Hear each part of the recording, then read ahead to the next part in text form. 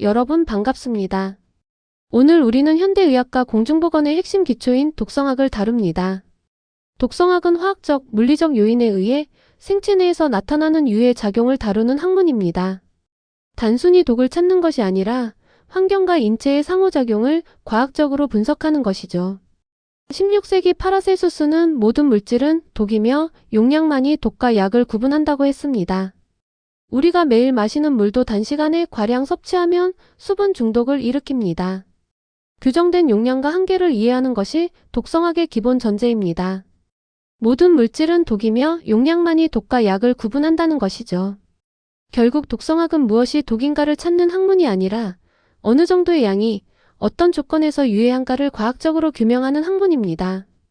오늘 이 강의를 통해 우리는 유해물질의 체내 역동과 그 위험성을 정량화하는 방법을 배울 것입니다. 유해물질을 분류할 때 가장 먼저 고려해야 할 것은 물리적 성상입니다. 왜냐하면 성상이 체내 침투 경로를 결정하기 때문이죠. 기체 상태의 가스는 호흡기 점막을 통해 직접 혈액으로 흡수됩니다. 반면 우리가 주의 깊게 봐야 할 것은 흉과 분진의 차이입니다. 분진은 단순히 고체가 깨진 입자이지만 흉은 금속이 고온에서 기화했다가 냉각되어 형성된 미세 고체 입자입니다. 입자가 작을수록 폐포 깊숙이, 즉 혈류와 맞닿는 곳까지 도달합니다. 용접 작업 후 발생한 금속열이 왜 치명적인지, 미세먼지가 왜 전신질환을 유발하는지를 생각해 보세요. 독성학의 꽃은 양반응 곡선입니다. 노출량이 증가할수록 반응의 강도나 빈도가 높아지는데 대개의 숫자 모양의 곡선을 그립니다. 여기서 우리는 집단의 50%가 사망하는 LCO10이나 유효 용량을 산출하죠. 하지만 임상적으로 더 중요한 것은 역치의 유무입니다. 일반적으로 특정 농도 이하에선 안전한 비확률적 영향이 있지만 발암성 물질과 유전 독성 물질은 다릅니다. 이들은 확률적 영향을 따르기에 단 한 분자의 노출로도 암이 발생할 확률이 존재한다고 가정합니다. 보건학적 안전기준이 왜 물질마다 다른지 설명해주는 핵심 근거입니다. 독성물질이 몸과 어떻게 작용하는지 봅시다. 먼저 자극제입니다. 수용성이 높은 암모니아는 코아목에서 즉각적인 통증을 유발해 대피하게 만들지만 수용성이 낮은 이산화질소 같은 물질은 아무런 경고 없이 폐 깊숙이 들어가 폐수종을 일으킵니다. 더 무서운 건 질식제죠.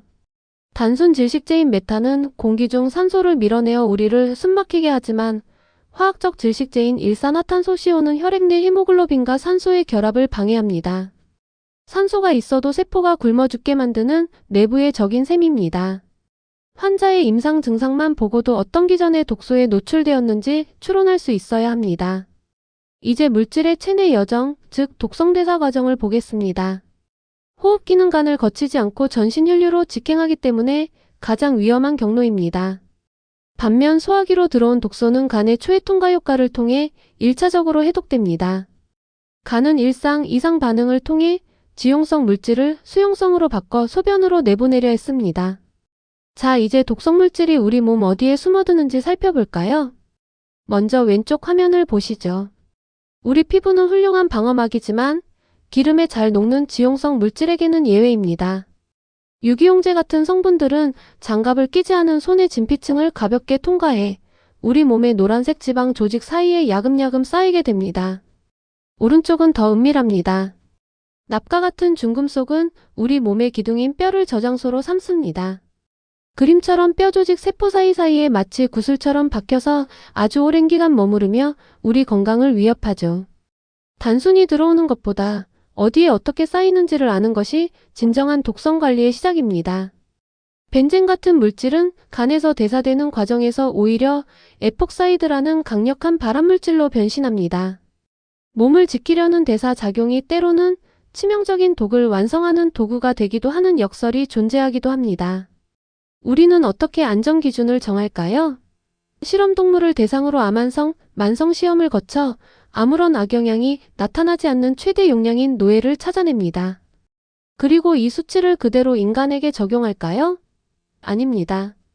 인간과 동물의 차이, 그리고 사람들 사이의 민감도 차이를 고려해 보통 100배 정도의 불확실성 계수를 나누어 참고 용량 RFD를 설정합니다. 평생 노출되어도 안전하다고 믿을 수 있는 보수적인 수치죠. 최근에는 동물 윤리를 위해 컴퓨터 시뮬레이션인 인실리코 모델이나 세포 배양 시험법이 적극 도입되고 있습니다. 미래의 의사와 보건학자로서 여러분은 이 지표들이 과학적 데이터와 윤리적 판단의 결합체임을 기억해야 합니다. 오늘 우리는 독성학의 정의부터 인체 내 대사, 그리고 안전지표의 산출까지 숨가쁘게 달려왔습니다. 독성학은 단순한 화학시험이 아닙니다.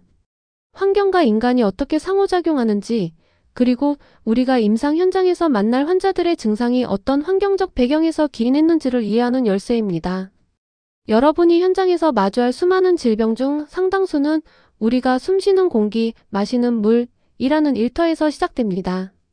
오늘 배운 정량적 사고방식이 여러분의 진단과 보건 정책 수립에 든든한 기초가 되길 바랍니다. 강의 마칩니다. 고생하셨습니다.